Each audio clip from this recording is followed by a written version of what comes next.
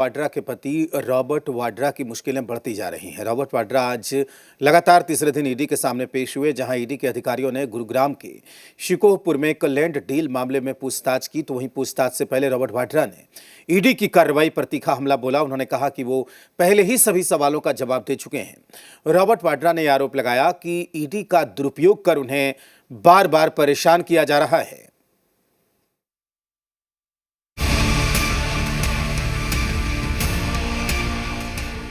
अगर कल public holiday नहीं होता तो मेरा जो कल जन्मदिन है वो भी ईडी के दफ्तर में ही मैं सेलिब्रेट कर रहा होता। गुरुग्राम के शिकोहपुर में एक जमीन की डील से जुड़े मामले में कांग्रेस महासचिव प्रियंका गांधी वाड्रा के पति रॉबर्ट वाड्रा की मुश्किलें बढ़ती जा रही हैं। इस मामले में रॉबर्ट वाड्रा का लगातार तीसरे दिन ईडी के सवालों से सामना हुआ। रॉबर्ट वाड्रा पूरी तैयारी के साथ ईडी के दफ्तर पहुंचे। इस दौरान उनकी पत्नी प्रियंका गांधी भी मौजूद रही। ईडी के दफ्तर के सामने गाड़ी से उतरने के बाद रॉबर्ट वाड्रा ने हाथ जोड़कर वहां मौजूद अपने समर्थकों का अभिवादन किया और फिर प्रवर्तन निदेशालय के दफ्तर के अंदर दाखिल हुए। रॉबर्ट वाड्रा लगातार तीसरे दिन ईडी के सामने पेश हुए। पहले दिन यानी 15 अप्रैल को रॉबर्ट वाड्रा से तकरीबन 6 घंटे पूछताछ हुई, जबकि दूसरे दिन यानी 16 अप्रैल को तकरीबन 5 घंटे तक पूछताछ चली। पूछताछ के लिए जाने से पहले रॉबर्ट वाड्रा ने ईडी की कार्रवाई पर तीखा हमला बोला।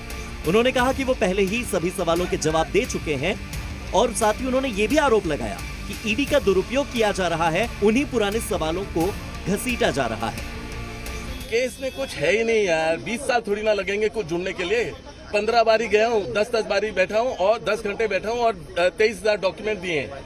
फिर से एक हफ्ते में बोलते हैं सारे 23,000 डॉक्यूमेंट दोबारा दो, ऐसे थोड़ा ना चलता है यार। एजेंसियों ने रेड वगैरह किया, जो भी करना था। उस टाइम मुझे याद है कि दिसंबर 7 को 2018 में राजस्थान में इलेक्शन था, तो उस टाइम भी मेरे दफ्तर में रेड किया। बिल्कुल टाइमिंग बहुत ऐसा था। और फिर 2019 में जनरल इलेक्शन था, उस टाइम मेरे को वहां बुलाया और जो भी सवाल थे उसके सारे जितने भी इशू थे सारे मैंने जवाब दिए। मेरे को क्लीन चिट बीजेपी के मिनिस्टर ने, चीफ मिनिस्टर ने, खट्टर जी ने मेरे को क्लीन चिट इसी केस में पहले दे चुके हैं 2 बारी। तो किस लिए बुलाया ये, और उसी दिन चार्जशीट करना, तो ये बिल्कुल एक राजनीतिक प्रचार है बीजेपी का और दुरुपयोग है ईडी का। रॉबर्ट वाड्रा से ये पूछताछ 2008 के गुरुग्राम के शिकोहपुर में लैंड डील मामले में हुई और इसी मामले में रॉबर्ट वाड्रा पर मनी लॉन्ड्रिंग का आरोप लगा। वाड्रा की कंपनी स्काईलाइट हॉस्पिटैलिटी है और इसी कंपनी ने साल 2008 में करीब 3 एकड़ की जमीन खरीदी। करीब 7.5 करोड़ रुपए में ये 3 एकड़ की जमीन खरीदी गई और बाद में यही जमीन डीएलएफ को बेच दी गई। कॉलोनी बनाने की बजाय डीएलएफ को यह जमीन 58 करोड़ रुपए में बेची गई। लैंड डील मामले में रॉबर्ट वाड्रा से ईडी की पूछताछ पर कांग्रेस नेता प्रमोद तिवारी ने बीजेपी पर जमकर हमला बोला। उन्होंने कहा कि बीजेपी मुख्य मुद्दों से ध्यान भटकाकर गांधी परिवार और कांग्रेस के प्रति अपनी नफरत को प्रदर्शित कर रही है। ये भाजपा की घटिया, दूषित और गोडसेवादी प्रवृत्ति को दर्शाती है। ये जो नफरत की राजनीति कर रहे हैं, कानून को अपने हाथ में ले रहे हैं। मैं भाजपा को सिर्फ इतना कहना चाहता हूं, लोकतंत्र में जो तानाशाही चला रहे हो, ये देश के लिए शुभ संकेत नहीं है। हमें भरोसा है अदालत पे। इस मामले में बीजेपी की प्रतिक्रिया सामने आई। बीजेपी प्रवक्ता गौरव भाटिया ने गांधी परिवार को भ्रष्ट परिवार बताया। भाटिया ने रॉबर्ट वाड्रा को एक बार फिर से भूमाफिया करार दिया और उन पर किसानों की जमीन हड़पने के आरोप लगाए।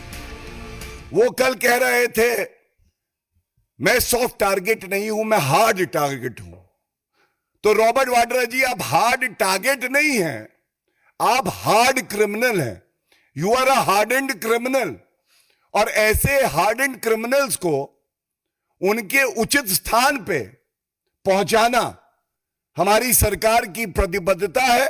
और मुझे यकीन है कि जांच एजेंसियां कानून की ताकत और रसूख क्या होता है, इस हार्डेंड क्रिमिनल को जरूर सिखा देंगे। रॉबर्ट वाड्रा की मुश्किलें कम होने के बजाय लगातार बढ़ती नजर आ रही हैं, क्योंकि यहां पर लैंड डील मामले में रॉबर्ट वाड्रा का लगातार तीसरे दिन सवालों से सामना हुआ है। अब खबर है कि ईडी जल्दी ही लैंड डील मामले में रॉबर्ट वाड्रा के खिलाफ चार्जशीट दाखिल कर सकती है।